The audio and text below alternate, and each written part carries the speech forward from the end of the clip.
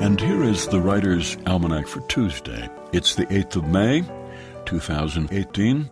It's the birthday of the poet Gary Snyder, born in San Francisco, 1930.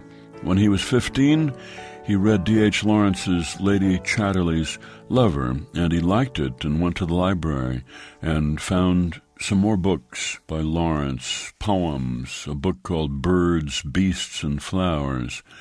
He said, I was disappointed to find out that it wasn't a sexy novel, but I read the poems anyway, and it deeply shaped me for that moment in my life. He began writing his own poetry. He went off to Reed College, studied anthropology and literature, continued to write, graduated, decided to go to work on a trail crew in the mountains, where he started writing poems about what he saw.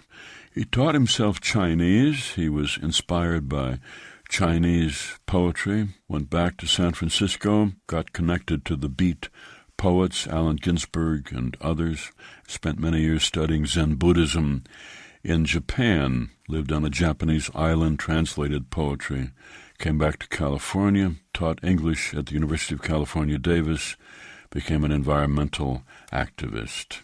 Gary Snyder said, I am a poet who has preferred not to distinguish in poetry between nature and humanity. It's the birthday of Edmund Wilson, born in Red Bank, New Jersey, 1895, the great American man of letters of the 20th century. Never took a teaching position, rarely gave lectures, wrote for popular magazines, The New Yorker and others, went off to Russia, learned Russian and German to write about the history of socialism in his book To the Finland Station. He wrote about Haitian literature, the Hebrew language, the Dead Sea Scrolls, the literature of the American Civil War.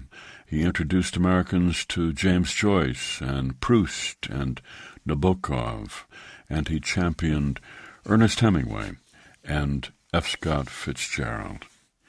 And it's the birthday of the novelist Thomas Pynchon, born in Glen Cove, New York, 1937, out on Long Island, author of the novel The Gravity's Rainbow. His most recent book, Bleeding Edge, came out in 2013. Thomas Pynchon, who said life's single lesson that there is more accident to it than a man can ever admit to in a lifetime and stay sane. Here's a poem by Gary Snyder on his birthday, Above Pate Valley. We finished clearing the last section of trail by noon, high on the ridge side, 2,000 feet above the creek, reached the pass, went on beyond the white pine groves, granite shoulders to a small green meadow watered by the snow, edged with aspen, sun straight high and blazing, but the air was cool. Ate a cold fried trout in the trembling shadows. I spied a glitter and found a flake, black, volcanic glass, obsidian by a flower. Hands and knees pushing the bare grass, thousands of arrowhead leavings over 100 yards, not one good head, just razor flakes.